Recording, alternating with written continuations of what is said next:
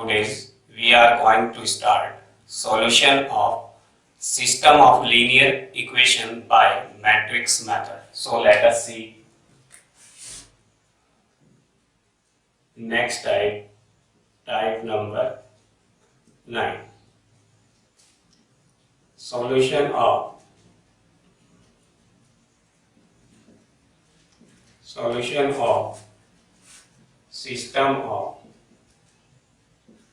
system of linear equations by Gauss-Jordan method और matrix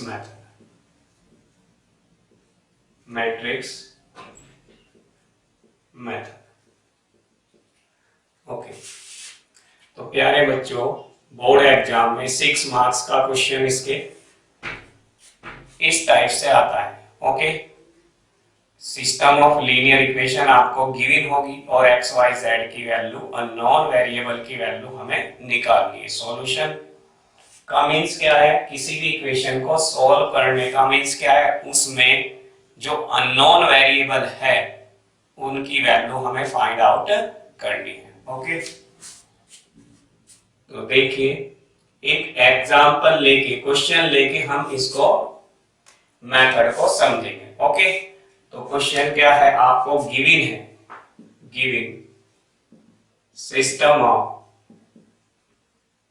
system of linear equations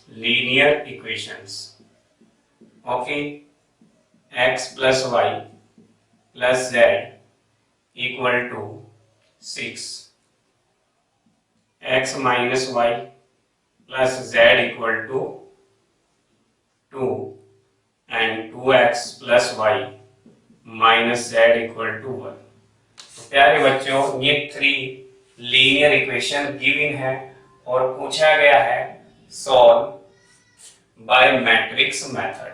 क्या करना है? मैट्रिक्स मेथड से सॉल्व करो। तो सॉल्यूशन होता क्या है प्यारे बच्चों? देखो क्या तरीका है। सबसे पहले तो हम एक मैट्रिक्स इक्वेशन बनाएंगे। ओके, क्या बनाएंगे? Matrix equation. स्टेप सॉल्यूशन में स्टेप नंबर 1 सबसे पहले लिखेंगे हम मैट्रिक्स इक्वेशन। वो मैट्रिक्स इक्वेशन कैसी होगी? एक तो पूरा इन वेरिएबल और कोफिशिएंट से मैट्रिक्स बनाएंगे, यानी कि इस पार्ट को पूरे को एक मैट्रिक्स में लिख लो आप। x plus y plus z, x minus y plus z, 2x plus y minus z, और ये आ गया आपका 6, 2 और 1। Okay, it's clear. Left side से मैट्रिक्स हमने लिख लिया है और राइट साइड से हमने मैट्रिक्स लिख लिया है। ठीक है ना? ये अब हम क्या काम करेंगे? वेरिएबल मैट्रिक्स हम इसको 2 मैट्रिसेस में की प्रोडक्ट में, है ना, रीडिंग कर सकते हैं। ये 3 वेरिएबल है x y z। ओके, और एक मैट्रिक्स हम बनाएंगे कोफिशिएंट मैट्रिक्स 1 1 2 1 1 2। y का कोफिशिएंट +1, y का सेकेंड इक्वेशन में -1 और यहाँ पर, और ये 1 1 और -1। Okay, it's clear. तो ये हमारे पास, ये हम लेट कर लेंगे A मैट्रिक्स, कोफिशिएंट मैट्रिक्स, और ये X capital X matrix, x y z, ये आपका अननोन वेरिएबल मैट्रिक्स है, और ये कांस्टेंट मैट्रिक्स है जिसका हम नाम देते हैं B। इसका नाम दिया हमने B। तो प्यारे बच्चों, यहां पर इक्वेशन मिली हमें, मैट्रिक्स इक्वेशन निकल के आई AX equal to B। It's clear. X की वैल्यू निकालेंगे, यानी कि A इनवर्स से प्री मल्टीप्लाई कर दो बोथ साइड, इधर भी A इनवर्स से इधर भी A इनवर्स से मल्टीप्लाई करेंगे तो X निकल के आ जाएगा A इनवर्स B। तो यहाँ x को हम लिख सकते हैं A इनवर्स B, है ना। A इनवर्स से प्री मल्टीप्लाई करेंगे लेफ्ट और राइट साइड, तो A inverse identity matrix, identity into x matrix, x के इक्वल आ जाएगा, यहाँ जाएगा ए इनवर्स बी। अब हमें सेकंड स्टेप में ए इनवर्स की वैल्यू फाइंड आउट करनी है। ओके, एक्स हमें पता है ना, तो एक्स हमें पता है प्यारे बच्चों, और बी भी हमें पता है। एक्स कौन सा मैट्रिक्स है, एक्स मैट्रिक्स है एक्स वाई जेड, और ए इनवर्स हमें निकालना है, और बी मैट्रिक्स क्या है, ये 6 2 1 है, 6 2 1। तो यहाँ पर ये इक्वेशन हो जाएगी फर्स्ट। अब स्टेप सेकंड के लिए, स्टेप सेकंड में हमें निकालना है to get A inverse. A inverse निकालने के लिए हमने फॉर्मूला बताया था आपको ए इनवर्स का। ए इनवर्स क्या होता है, ए इनवर्स इक्वल टू होता है एडजॉइंट ए अपॉन डिटर्मिनेंट है। तो सबसे पहले हम ए का डिटर्मिनेंट निकालेंगे, इसका डिटर्मिनेंट निकालेंगे। तो ए का डिटर्मिनेंट कितना आएगा, देखो इसका डिटर्मिनेंट निकालेंगे 1 1 और 2, 1 माइनस 1 और 1 और 1 1 माइनस 1 माइनस 1 डिटर्मिनेंट है ना, इसका डिटर्मिनेंट। ठीक है, आप चाहे तो कोफैक्टर्स का यूज करके निकाल लो, या डायरेक्ट भी मेथड होता है। इस आपके फर्स्ट दो कॉलम को है ना, जो सेकंड रो और थर्ड रो है उसके दो कॉलम को रिपीट करके निकाल सकते हैं, है ना। यह मेथड क्या होता है, फर्स्ट एलिमेंट अगर हम किसके रेस्पेक्ट निकाले, फर्स्ट रो के रेस्पेक्ट निकाले, तो first element cofactors C11 plus second element क्या आ जाएगा 1 2 कोफैक्टर, इसका कोफैक्टर ले लेंगे, तो कोफैक्टर हो जाएगा कितना 1 2। ओके, और A13 इसका कोफैक्टर 1 3। अब देखो 1 और 1 इवन है, तो ये प्लस का रखना है हमें, ये माइनस का रखना है, ये प्लस का रखना। 1 और 3 का सम क्या है, इवन है। तो कोफैक्टर कैसे निकालते, A11 तो 1 हो गया, कोफैक्टर कैसे निकालते हैं, फर्स्ट कॉलम को हटा लेते हैं, फर्स्ट कॉलम को हटाएंगे, -1 प्लस 1 -1, तो 1 -1। ओके, A12 कितना आ गया प्यारे बच्चों 1 आ गया। C12 निकालेंगे, अब 1 फर्स्ट रो सेकंड कॉलम, तो 1 की -1 में मल्टीप्लाई करेंगे, -1 आएगी और -2। ओके, A13 1 है, तो A13 1, और फर्स्ट रो थर्ड कॉलम ये मिला 1 -2, तो 1 -2 प्लस कितने हो जाएंगे 2। ओके, तो हमारा यहां से ये तो मिल गया 0, ये मिल गया प्यारे बच्चों, ये मिल गया -3, और ये मिल गया कितना +3। ओके, ये मिल गया कितना +3। ओके,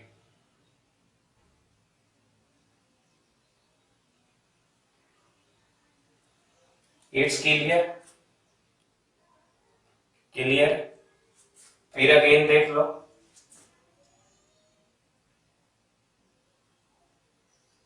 अब यहां पर A11 कितना है 1, C11 first row first column को डिलीट करेंगे। ओके, -1 और -1 +1 हो जाएंगे, तो 1 -1, ओके 0। फिर A12 लेंगे, A12 है कितना 1, है ना, और C12 क्या है, C12 नेगेटिव आएगा, क्या आएगा नेगेटिव, तो यहाँ साइन चेंज करेंगे इसके साथ हम, है ना। A12 1 और C12 first row second column, तो फर्स्ट रो ये हो गया, सेकंड कॉलम ये हो गया, 1 2 बचा और 1 -1, तो -1 -2, तो -1 -2। ओके, A13 1 है, तो फर्स्ट रो फर्स्ट कॉलम, तो फर्स्ट रो आपका फर्स्ट रो और कौन सा कॉलम है, थर्ड कॉलम, तो 1 2 -1, तो 1 -2, तो माइनस माइनस जब माइनस करेंगे 1 -2, तो ये हो जाएगा +2। ओके, ये आ गया 0, ये आ गया +3, ये आ गया +3 इक्वल टू 6। ओके, यानी कि डेटर्मिनेंट 0 नहीं है। अगर डेटर्मिनेंट 0 नहीं आता, a equal to 6 is not equal to 0, it means क्या है, a inverse exist. a inverse क्या करेगा, एग्जिस्ट करेगा। नॉन सिंगुलर मैट्रिक्स का इनवर्स क्या करता है, एग्जिस्ट करेगा। तो यहां कह सकते हैं हम a inverse exist. Okay, it's clear. चलिए नेक्स्ट बात आएगी अब एडजॉइंट ए निकालने की, है ना। तो एडजॉइंट ए निकालते हैं।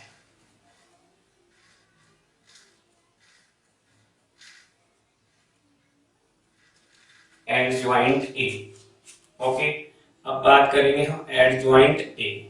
तो फॉर्मूला लिखे आप सबसे पहले, C11 C12 C13 C21 C22 C23 C31 C32 और C33, और इसका ट्रांसपोज मैट्रिक्स होता है ना, इसका ट्रांसपोज मैट्रिक्स लेंगे। ओके, अब C11 तो आपका आ चुका फर्स्ट रो फर्स्ट कॉलम 1 है ना, माइनस माइनस प्लस 1 -1, तो यहां मिलेगा आपको 0। कितना मिलेगा, 0। फिर C12 भी निकाल चुके आप, C12 कितना आएगा, -3 है ना, और इस पे साइन चेंज होता है। C12 फिर निकाल लो, चाहे 1 और ये आपका 1 और 2, फर्स्ट रो सेकेंड कॉलम, -1 -2 -3, और साइन चेंज करना है। साइन यहाँ ध्यान रखो, यहाँ पे साइन चेंज होगा, और प्लस माइनस प्लस, फिर यहाँ माइनस साइन चेंज हो जाएगा, यहाँ पे चेंज हो जाएगा, और यहाँ पर आएगा, यहाँ फिर यहाँ पे माइनस चेंज होना है। ओके, और यहाँ माइनस, तो ये ध्यान रखें, है ना, साइन कहाँ चेंज करना है निकालने के बाद साइन। तो फर्स्ट रो और second column, first row second, -1 -2 -3, sign change करो, +3। ओके, 1 3 फर्स्ट रो, ये आएगा 1 और माइनस माइनस +2 यानी कि 3। देखो ये 0 3 3 यहाँ भी आप निकाल चुके हैं ना, 0 माइनस आपका माइनस और माइनस +3 और ये 3 है ना। तो ये तो डायरेक्ट आप ए डिटर्मिनेंट निकाले, पूरे सिस्टम से निकाले प्यारे बच्चों, जैसे बता रहा हूं, है ना। बोर्ड एग्जाम में करने का तरीका ये रहेगा, स्टेप बाय स्टेप करना है, क्योंकि 6 मार्क्स का क्वेश्चन है। 2 1, तो 2 1 सेकंड रो फर्स्ट कॉलम, तो सेकंड रो हो जाएगा, सेकंड तो रो ये हो गया, फर्स्ट कॉलम ये हो गया, है ना। ठीक है, फर्स्ट कॉलम ये आपका, फर्स्ट कॉलम ये, सेकंड रो ये, तो बचा क्या, 1 1 1 -1, तो -1 -1 -2, और यहाँ पर -2 आएगा, तो ये साइन चेंज होना है, तो ये हो जाएगा +2।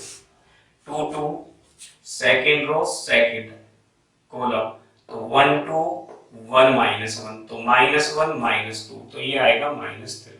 ओके, 2 3 2 3, तो 1 -1 -2, तो 1 -2 -1, और यहाँ पे साइन चेंज होना, -1 का मतलब +1 आ जाएगा। Okay, clear.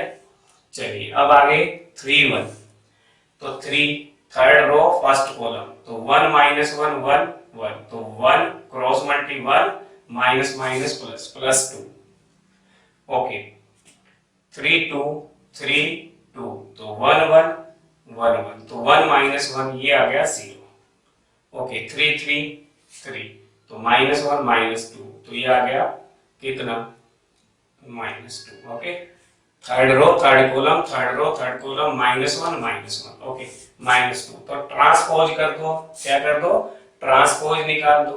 तो ट्रांसपोज करेंगे हम, तो 0 3 3 2 -3 1, रो को क्या करना है, रो को कॉलम बना लेना है, ट्रांसपोज हो जाएगा, और ये हो जाएगा 2 0 -2। ओके, एडजॉइंट निकल गया, देयरफॉर ए इनवर्स की वैल्यू प्यारे बच्चों क्या आ गई, 1 अपॉन डिटर्मिनेंट ए 0 3 3 2 -3 1 2 0 -2 है ना, ये आ जाएगी। ओके, और ए डिटर्मिनेंट कितना आया है, ए डिटर्मिनेंट कितना था ए डिटर्मिनेंट 6, यहाँ कर देंगे 6 है ना। ये इक्वेशन हमने बाय फर्स्ट से हमारी ये इक्वेशन आ जाएगी। ओके, अब बाय फर्स्ट में हम सोल्व यहाँ पर by therefore this by first में ये वैल्यू पुट कर देंगे ना, putting the value of A inverse in first equation.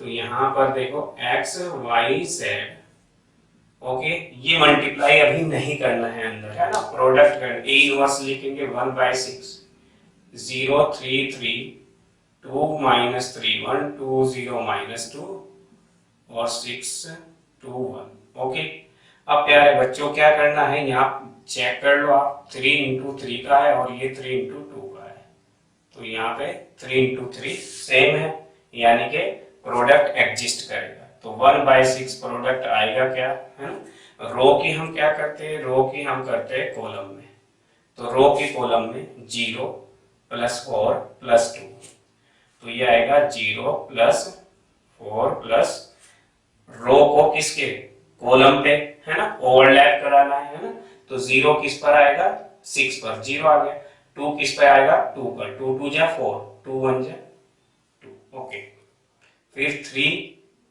6 जा 18 -3 2 जा 6 0 1 जा 0।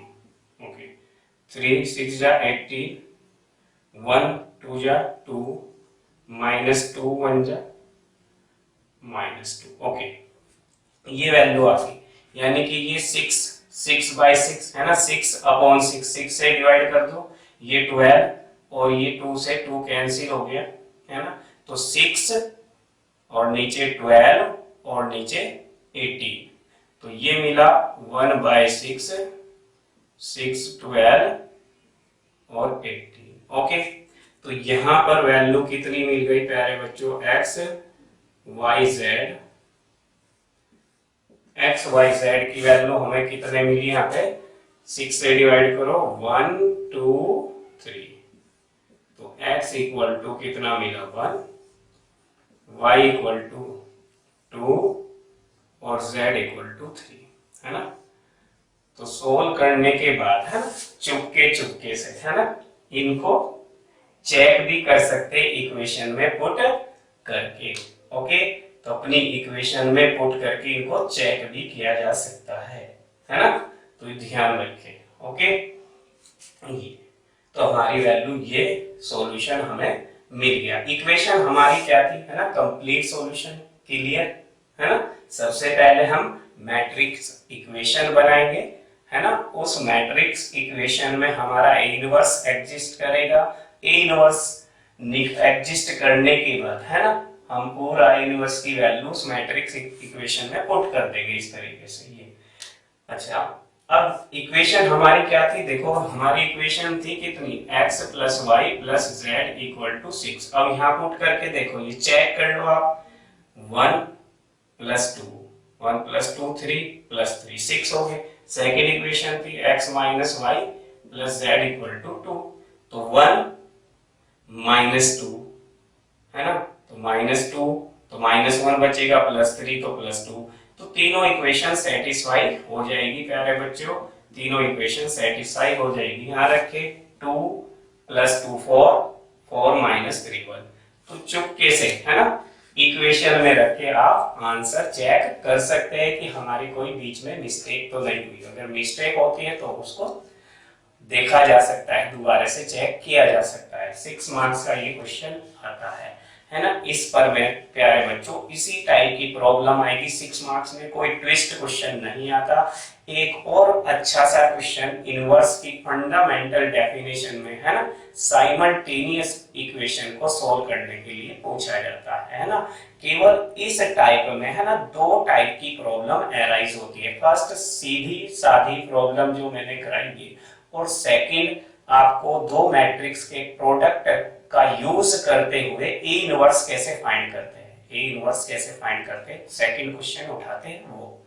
ओके, है ना। और ये एनसीईआरटी का एग्जाम्पल भी है प्यारे बच्चों, एनसीईआरटी में एग्जाम्पल गिवन है, तो ऐसे क्वेश्चन करने इसके ऊपर। ओके, सो लेट अस सी नेक्स्ट एग्जाम्पल।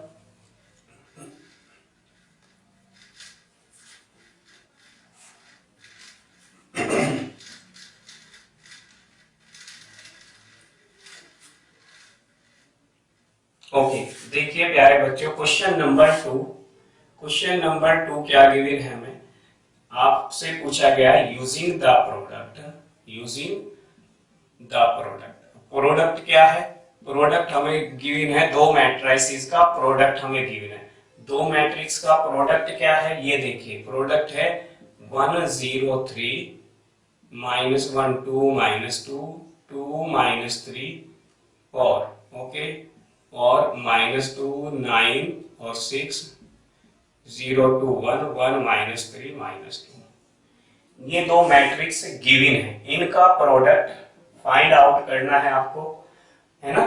प्रोडक्ट का यूज करते हुए find A inverse and solve the equations, है ना। कौन सी इक्वेशन सॉल्व करनी है, x minus y plus 2z equal to 1 और 2y minus 3z equal to 1 और 3y minus 3x minus 2y plus 4z equal to 2, है ना। ये क्वेश्चन है, बिल्कुल थोड़ा अलग है क्वेश्चन, है ना, जैसा अभी कराया उससे थोड़ा सा अलग है, लेकिन इसको निकालने में टाइम कम लगेगा प्यारे बच्चों, है ना, ये उससे भी इजी रहेगा निकालने में, है ना, बस तरीका समझना है इसको, है ना, सॉल्व करने का, है ना। तो प्रोडक्ट उसने खुद ही बोला है भाई, प्रोडक्ट का यूज करते हुए ए इनवर्स निकालेंगे, सबसे पहले हम क्या निकालेंगे, ए इनवर्स निकालेंगे, या अगर इतनी बात कहे वो, बस केवल इतनी भी बात दे सकता है वो कि यूजिंग द प्रोडक्ट दिस, है ना, solve the system of linear equation, linear, ये देगा, है ना, ये दे सकता है। तो ऐसे क्वेश्चन को सॉल्व कैसे करेंगे, तो सबसे पहले तो हम चेक करेंगे जो हमें लीनियर इक्वेशन दी गई है प्यारे बच्चों, लीनियर इक्वेशन है, लीनियर इक्वेशन में हमें सबसे पहले मैट्रिक्स बनाना है ना, यही है ना। तो स्टेप फर्स्ट जो मैंने बताया था सेम वही है, स्टेप फर्स्ट में हम मैट्रिक्स इक्वेशन बनाते हैं, और मैट्रिक्स इक्वेशन हम कैसे बनाएंगे देखिए, है ना। मैट्रिक्स इक्वेशन क्या बनेगी, मैंने कहा था लेफ्ट साइड और राइट साइड से एक एक मैट्रिक्स बना लेते हैं ना, इक्वल रख देते हैं उनको, x minus y plus 2z, okay, 2y minus 3z, okay, 3x minus 2y plus 4z, okay, equal to 1 2 1 1 2। ये बात सबकी समझ में आती होगी, लिख सकते हैं, है ना, लेफ्ट साइड को राइट साइड के इक्वल लिख सकते हैं, ओके। अब यहाँ पे x मिसिंग है ना, x क्या है मिसिंग, तो उसको आप लिख सकते हैं 0x प्लस, ओके, क्लियर। यानी कि जहां मिसिंग हो कोई भी, वो x भी हो सकता है, y भी हो सकता है, तो आप वहां पर क्या जीरो कोफिशिएंट लेंगे मिसिंग वाले वेरिएबल का, ओके। तो अब मैट्रिक्स इक्वेशन हम कैसे बनाएं, चलिए कोफिशिएंट लिख लीजिए, 1 0 3 -1 2 -2 और 2 -3 और 4, ओके। और x मैट्रिक्स y z, है ना, इसको कहा था हमने a मानेंगे, इसको कैपिटल X और इसको b 1 1 2, इसको b मैट्रिक्स कहेंगे। ये मैट्रिक्स इक्वेशन आएगी ax इक्वल टू b, तो यहाँ x की वैल्यू क्या आएगी प्यारे बच्चों, x की वैल्यू a इस तरफ, यानी कि ax इक्वल टू b है, तो मैट्रिक्स इक्वेशन बन जाएगी, है ना, ax इक्वल टू b। तो क्या बताया था मैंने, प्री मल्टीप्लाई करेंगे a इनवर्स का दोनों साइड में, तो केवल जब a इनवर्स की मल्टीप्लाई होगी a में, तो ए हट जाएगा, केवल एक्स मिलेगा हमें। X equal to A inverse B. Okay, A inverse B. तो अब हम यहाँ पर ये एक्स, ये वाई, ये जेड, ए इनवर्स हमें चाहिए और बी 1 1 और 2 है, इसको हम मानेंगे इक्वेशन 1। ओके, इट्स क्लियर, यहाँ तक बिल्कुल क्लियर है, समझ में आ रहा है ना।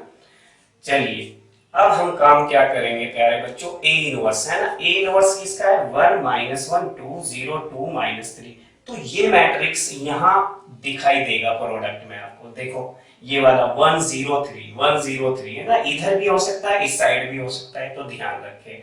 तो अब हम सेकंड स्टेप में प्रोडक्ट निकालेंगे, है ना, प्रोडक्ट निकालेंगे, है ना। और ये प्रोडक्ट 101% एक स्केलर या आइडेंटिटी मैट्रिक्स के इक्वल आएगा, है ना। और अगर प्रोडक्ट, है ना, दो मैट्रिसेस की प्रोडक्ट आइडेंटिटी मैट्रिक्स के इक्वल है, किसके, आइडेंटिटी या यूनिट मैट्रिक्स के इक्वल है, तो यही फंडामेंटल डेफिनेशन कहलाती है इनवर्स की, है ना, कि कोई मैट्रिक्स ए, है ना, इनवर्टिबल कहलाएगा अगर उसका प्रोडक्ट एक दूसरे मैट्रिक्स बी के साथ होने पर वो आइडेंटिटी मैट्रिक्स देता हो।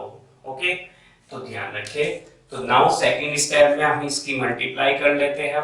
चलिए सेकंड स्टेप, यहां से इसको साफ कर देते हैं ना। सेकंड स्टेप में अब हम मल्टीप्लाई करेंगे, यहां से डालेंगे आप step second, step second. Okay, ये step second.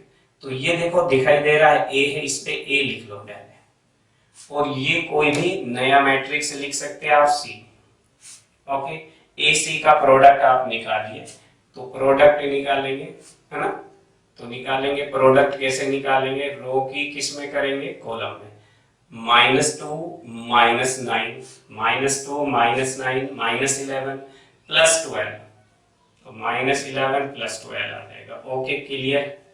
0 -2 +2 -2 +2, okay. 1 -3 minus minus plus हो जाएंगे, तो 1 + 3 1 + 3 और -4 ओके।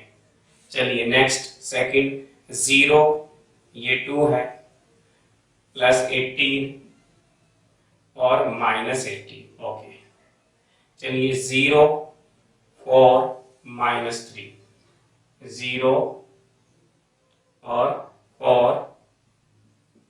-3। चलिए नेक्स्ट 0 -6 -6, तो -6 ओके। -6 -18 -6 -6 और -18 और +24 ओके।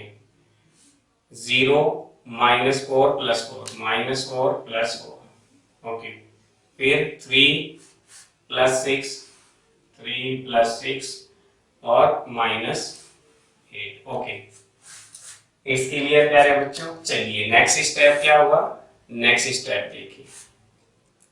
AC हम निकाल चुके, 1 0 0 हो जाएगा, 4 -4 18 -18 0, ये 4 माइनस ये 1, ये क्या माइनस, ये कितना, यहाँ पे देखो यहाँ भी 0 ही आएगा, है ना, ये एक प्लस आएगा क्योंकि आपका सेकेंड रो के हमने थर्ड में, तो 0 3 माइनस माइनस प्लस, यहाँ पे क्या है, ये प्लस है ना, तो यहाँ पर आ जाएगा 0 0 0 1। तो कैसा मैट्रिक्स मिल गया प्यारे बच्चों, आइडेंटिटी मैट्रिक्स, है ना, आइडेंटिटी मैट्रिक्स। आइडेंटिटी डायगोनल के सभी एलिमेंट सेम है, बाकी एलिमेंट्स 0। और ये बच्चों एक और पॉइंट मैं बता दूं, ये जरूरी नहीं है कि आइडेंटिटी मैट्रिक्स ही आए हर बार, ये स्केलर मैट्रिक्स भी हो सकता है। स्केलर मींस यहाँ 2 2 2 भी आ सकते हैं। अगर 2 2 आ रहा है तो 2 को कॉमन लो, आइडेंटिटी बनाना है आपको, क्या बनाना है, identity.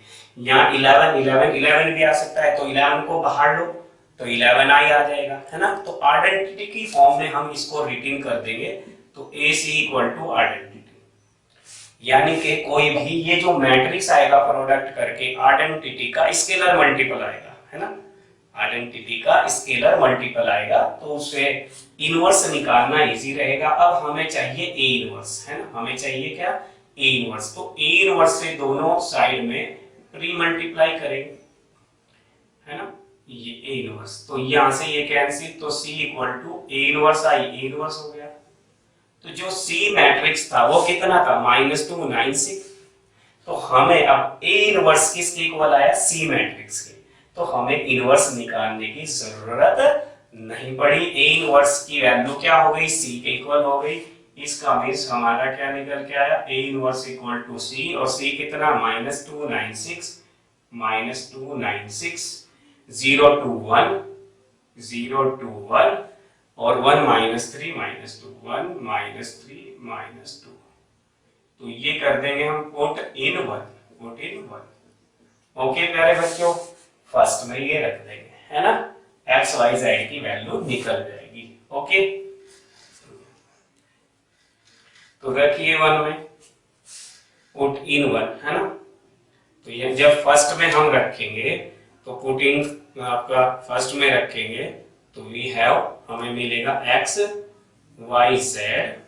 Okay, X Y Z equal to A inverse, A inverse कितना था, -201, 92 -3 निकाला, 61 -2, और यहाँ 112 तक बी, है ना। तो ये मिल गया, है ना, यानी कि क्वेश्चन में ही क्या गिवन है, इनवर्स गिवन है ए का। ओके, अब इजीली प्रोडक्ट कर लो रो और कॉलम का, -2, 0 + 2, 9 + 2, 9 + 2, और -6। ओके, 6 + 1, 6 + 1, और -4। तो ये प्यारे बच्चों कितना आ गया, ये आ गया 0, और ये क्या 6 गए, है ना, 3 2 5, और ये 4 गए, ये 2। तो ये वैल्यू हमारी निकल के आ जाती है। सो x = 0, है ना, और y = 5, और z = 2, ये वैल्यू, है ना। ये वैल्यू पुट करके आप इक्वेशन में देख भी सकते हो जो गिवन इक्वेशन है ना, कि रिजल्ट हमारा सही है या नहीं, है ना, ये भी चेक कर सकते हो आप। ठीक है, ये ओके।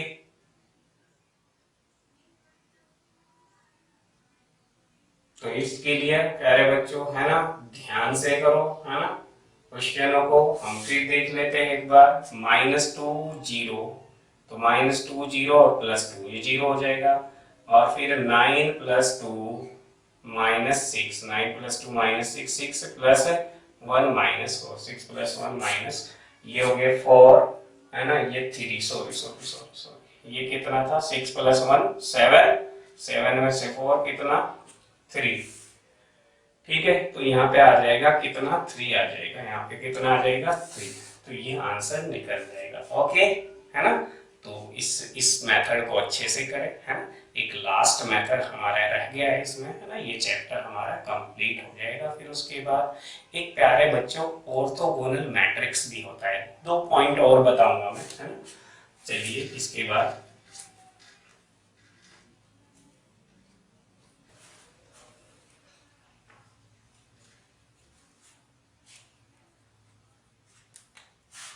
ओके, अब बात कर लेते हैं प्यारे बच्चों कंसिस्टेंट और इनकंसिस्टेंट सॉल्यूशन की। ओके, तो हमने अभी 2 एग्जांपल हमने कराए, है ना, इक्वेशन हमने सॉल्व की और unknown variable x y z की वैल्यू निकाली, है ना। उसी में प्यारे बच्चों जैसा कि हमने पढ़ा, इसको ध्यान रखें, स्पेशल केस में हम लेंगे स्पेशल केस। स्पेशल केस में हमारे पास थी matrix equation ax = b। Okay, और यहां पर x = हमें मिला था a इनवर्स b। तो जब हम a इनवर्स फाइंड आउट करते हैं, है ना, तो टू गेट ए इनवर्स, उसके लिए प्यारे बच्चों हमें फाइंड आउट करना होता है डिटर्मिनेंट ए। ओके, डिटर्मिनेंट ए निकालना होता है। तो यहां पर दो केस एराइज हो सकते हैं, है ना। तो फर्स्ट केस क्या है, फर्स्ट केस क्या है, if determinant A is not equal to zero, अगर जीरो नहीं है ना, तो सॉल्यूशन मिलेगा हमें कंसिस्टेंट, है ना। क्या मिलेगा, consistent. Then system is consistent with unique solution. Okay, कैसा सॉल्यूशन मिलेगा, यूनिक, यानी कि x और y और z की वैल्यू यूनिक मिलेगी, है ना, रिपीटेड वैल्यू नहीं मिलेगी x की, तो उसको कहते हैं प्यारे बच्चों यूनिक सॉल्यूशन मिलेगा। अब यूनिक सॉल्यूशन यहां तक बात करती है एनसीईआरटी, है ना। तो यही बात आती है, जैसे हमने दो क्वेश्चन हमने कराए, उनमें हमने निकाला फर्स्ट क्वेश्चन में डिटर्मिनेंट है और वो जीरो नहीं आया, तो वो सॉल्यूशन कैसा मिला हमें, एक्स वाई जेड की वैल्यू 1 2 3 आई थी, है ना, अभी निकाला था हमने, तो वो यूनिक सॉल्यूशन था, ठीक है ना। अब अगर जी एडवांस की बात करें, तो अगर यूनिक सॉल्यूशन प्यारे बच्चों आता है, तो यहाँ भी दो केस एराइजेस होते हैं, है ना। अगर क्योंकि हमें पता है कि ए इनवर्स की वैल्यू क्या बताई थी मैंने, ए इनवर्स कितना था, A inverse equal to adjoint A upon इसका क्या था, डिटर्मिनेंट था। तो यूनिक सॉल्यूशन में भी दो बातें अराइज होती है। फर्स्ट, अब अगर हम यूनिक सॉल्यूशन है और बात वो आगे करता है, एनसीईआरटी तो यहां तक बात करें, बस आगे आपको देखना नहीं। जब आप जी एडवांस की तैयारी करें तो ये ए और बी पॉइंट भी तैयार करें, ओके, है ना, दोनों।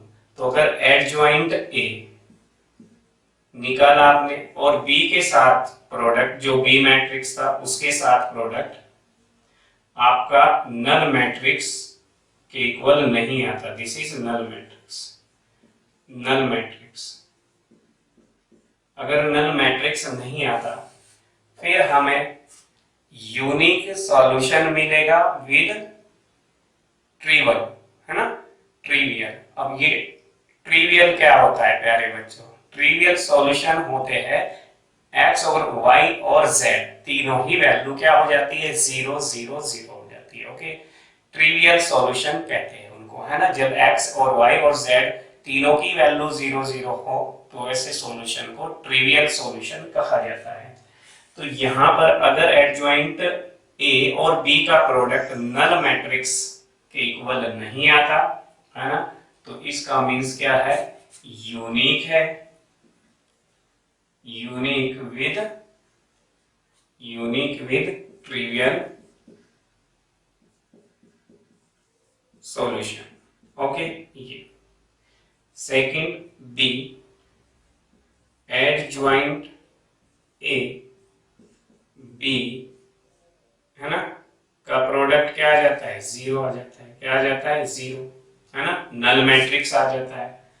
तो अगर नल मैट्रिक्स हमें मिलता है, फिर हमें 0 मिल गया, तो 0 सॉल्यूशन यानी कि 0 0 ट्रिवियल सॉल्यूशन मिलेगा, तो यानी कि सिस्टम कंसिस्टेंट तो होगा, यूनिक तो होगा, system is consistent with trivial solution, यानी कि यहां पर x, y और z तीनों की वैल्यू 0 होगी, उसको ट्रिवियल सॉल्यूशन कहते हैं, ठीक है। तो ये हमेशा, है ना, और कंपटीशन ओनली ये वाला पार्ट आपका जी के लिए होगा, हमेशा जी में इस टाइप से प्रॉब्लम, इन पे बेस प्रॉब्लम पूछते हैं। और केस यहाँ पर, अब केस सेकंड केस की बात कर लेते हैं। सेकंड केस, एक केस तो हमने देख लिया जब डिटर्मिनेंट 0 नहीं होता, अक्सर यही करके बोर्ड एग्जाम में पूछा जाता है इसी केस के ऊपर क्वेश्चन, है ना, केस सेकंड, है ना। ये बहुत रेयर केस है कि बोर्ड एग्जाम में पूछे, है ना।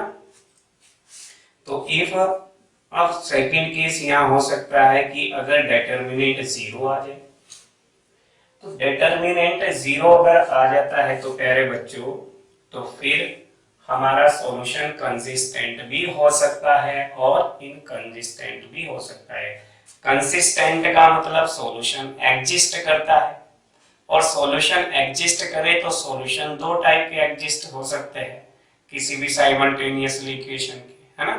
कोई भी इक्वेशंस दी गई है ना, तो उनके दो टाइप के सॉल्यूशन, एक यूनिक सॉल्यूशन होता है, एक यूनिक सॉल्यूशन, और एक इनफाइनाइटली मैनी सॉल्यूशन, और एक थर्ड आपने पढ़ा है कौन सा, नो सॉल्यूशन, उसकी तो बात ही छोड़ दो, वो सॉल्यूशन नहीं है ना। तो यहाँ पे अगर डिटर्मिनेंट 0 आ जाता है then system has infinitely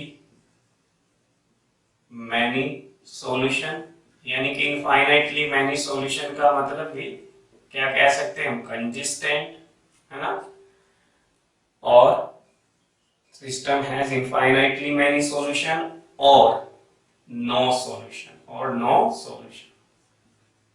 okay. अब ये सिस्टम इनफाइनाइटली मैनी सॉल्यूशन कब रखेगा और नो सॉल्यूशन कब होगा, है ना। ये देख लो, यहां भी उसी तरह से दो केसेस एराइज हो जाएंगे। केस नंबर 1, है ना, ए part.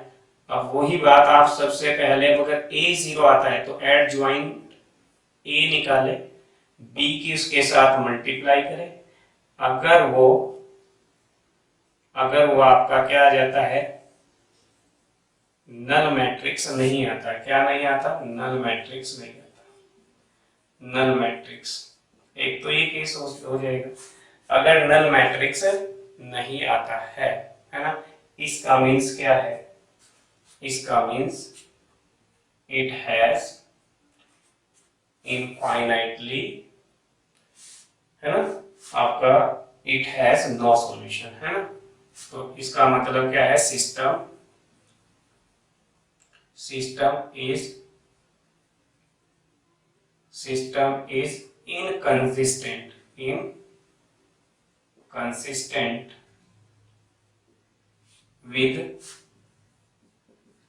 with no solution, no solution, okay. फिर सिस्टम क्या होगा, इनकंसिस्टेंट होगा विद नो सॉल्यूशन। और बी पार्ट क्या होगा, बी में अगर add joint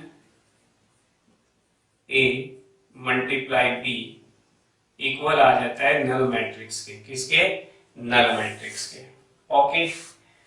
then system is consistent with infinite solution। फिर सॉल्यूशन हमें कैसा मिलेगा प्यारे बच्चों, इनफाइनाइट सॉल्यूशन।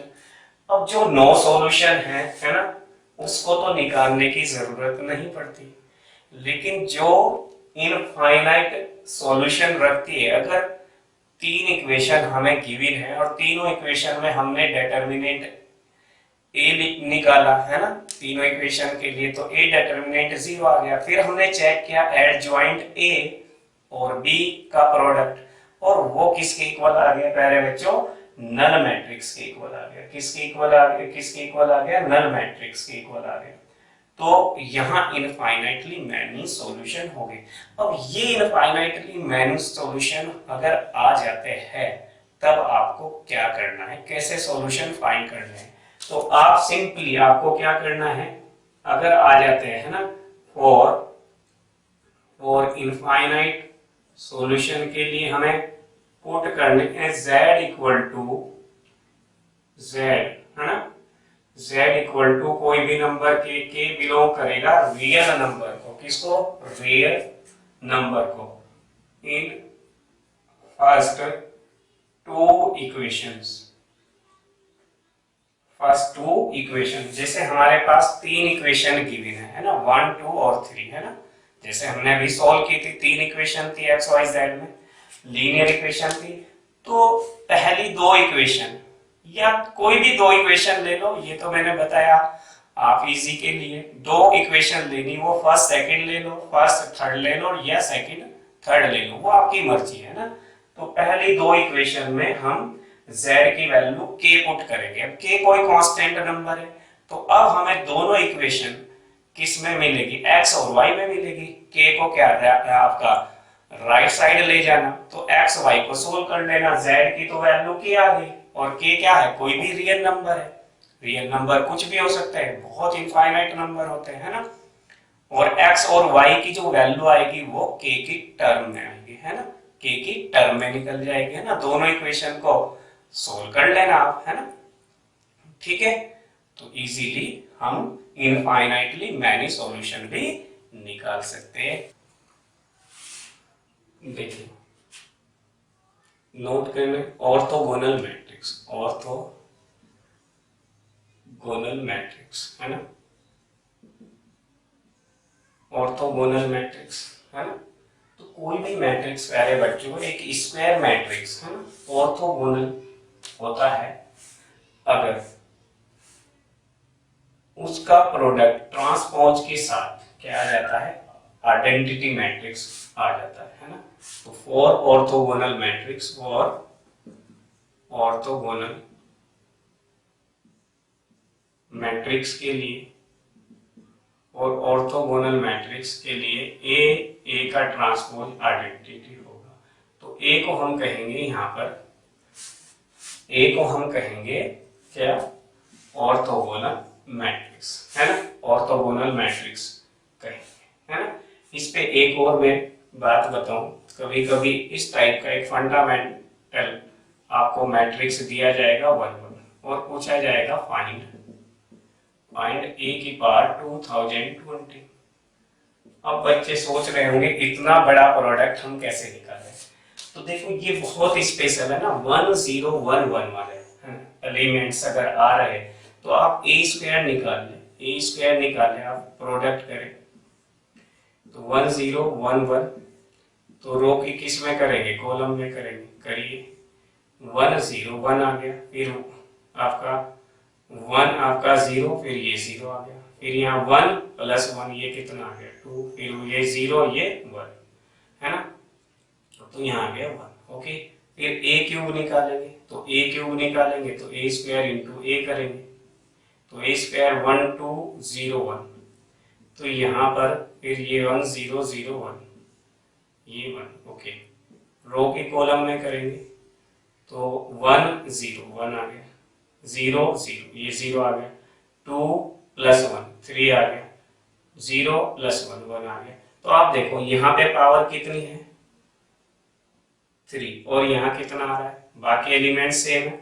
यहाँ पावर कितनी है, यहाँ पावर कितनी है 2, यहाँ कितना, केवल इस कौन सा एलिमेंट, सेकंड रो का फर्स्ट एलिमेंट अफेक्टेड हो रहा है, यानी कि 1 इंक्रीमेंट होता जा रहा है जैसे जैसे प्रोडक्ट बढ़ा रहे। तो हम इसके बेस पे कह सकते हैं a 20 20 इक्वल टू 1 0 20 20 1।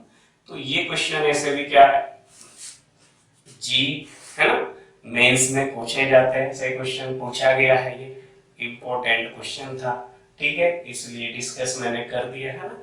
कुछ अच्छा लेवल भी पढ़ते रहेंगे, है ना, बोर्ड का तो हम पूरा करेंगे कवर, और हम कुछ है ना जी मेंस के क्वेश्चन भी बीच बीच में उठाते रहेंगे इस तरह से क्वेश्चनों को। Okay, thank you for watching the video.